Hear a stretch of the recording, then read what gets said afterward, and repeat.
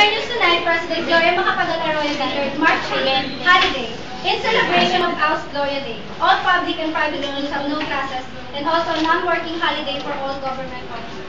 Meanwhile, 19-year-old lady died on the spot of...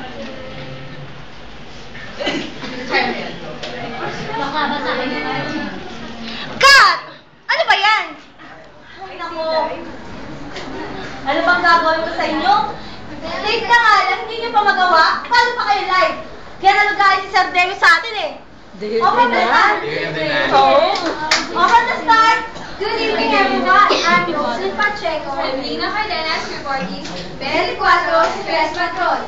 On our news tonight, President Gloria Macapagal-Arroyo declared March 8 holiday in celebration of Aus Gloria Day. All public and private schools have no classes and also a non-working holiday for all government offices. Meanwhile, 19-year-old lady died on the spot after hit by a 8-meter truck along Reforma Sally Boulevard, Porter, Quezon Street. The second-year nursing student from Far Eastern University was actually crossing the intersection while testing. The driver of the truck was... Kat! What's happening to you, Lina? Lagi ka na ng ganyan. Kabago-bago mo malang dito, ganyan ka na agad. Kala mo professional ka? Gusto mo ikaw pasagasama sa train? Tingnan mo yung niya, o tingnan mo! Mong patay! Hindi mo sabi ko magpitas yan? Ano ba naman yan? Magpitas ka naman! Oh, come on!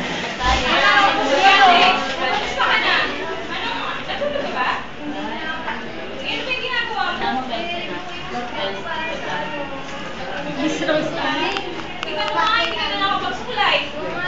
Uy, kakain ako pa niya kaya. Yan ang baho. Alam mo, iyak na lang iyak. Ikaw ang bata. Diyos ko. Chelsea. Saan ka ba ngayon?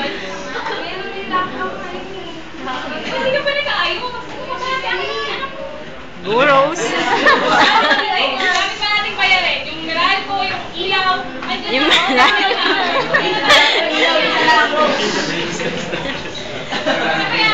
Ikaw nga. Saan? Irap mo na lang. Ano yan?